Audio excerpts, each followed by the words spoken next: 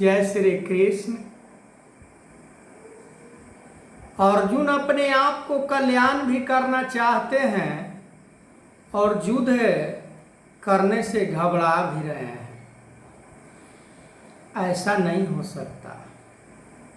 अर्जुन को भगवान कृष्ण कह रहे हैं कि यदि तुम्हें अपना कल्याण चाहिए तो युद्ध रूपी कर्म को तुम्हें करना ही पड़ेगा। यही तुम्हारे लिए योग है, यही तुम्हारे लिए श्रेष्ठ कर्म है।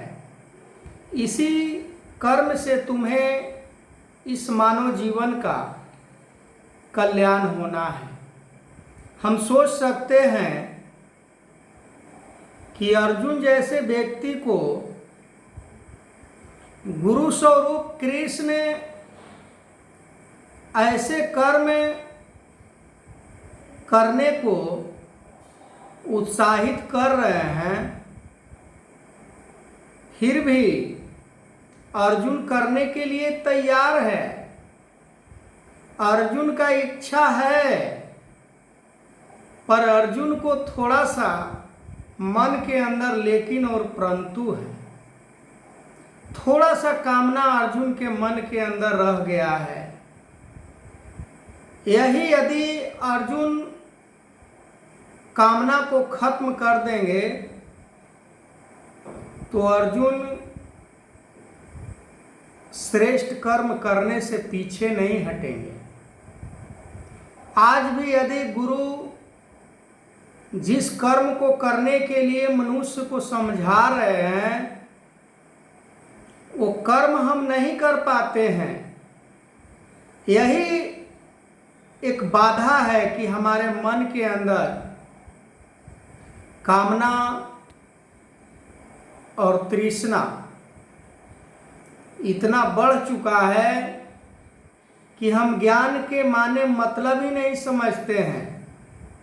हम गुरु के मतलब को समझे ही नहीं कि गुरु जो हमें ज्ञान दिए, जो हमें कर्म बतलाए, क्या मैं उस कर्म को कर रहा हूँ और कर रहा हूँ तो कितने प्रतिशत कर्म को कर रहा हूँ। यहाँ 100% की बात की गई है, पर हम कितना परसेंट गुरु के चरणों में समर्पित हुए हैं। और बिना समर्पित हुए तो भक्ति हो ही नहीं सकता है। अर्जुन को बार बार भगवान कृष्ण एक ही बात समझा रहे हैं कि अर्जुन तुम समर्पण हो जाओ, तुम अपने मन से खरी खोटी बात को निकाल दो, सारे चिंताओं को, सारे सोच को तुम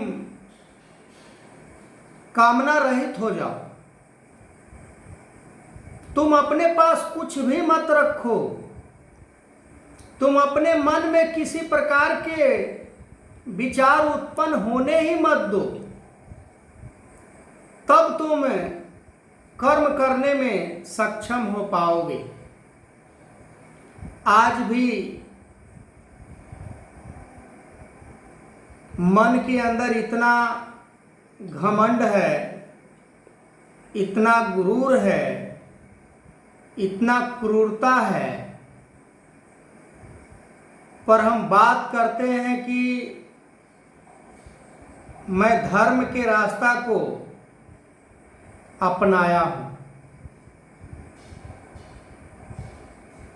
भाई, धर्म के रास्ता इतना कठोर है और इतना सरल भी है। जैसे अपने सर से कोई वजन चीज को नीचे रख देते हैं तो शरीर हमारा हल्का हो जाता है और हमें रिलैक्स मिलता है। हमें ठंडक प्राप्त होता है, हमें सुख प्राप्त होता है कि अब हमारा मन हल्का हुआ है, ऐसा हम सोचते हैं। ठीक उसी प्रकार हम जीवन में जितने भी मन के अंदर सोच विचार ऐसा करेंगे तो वैसा हो जाएगा, वैसे करेंगे तो वैसे हो जाएगा, ये कर लूँगा तो वो हो जाएगा,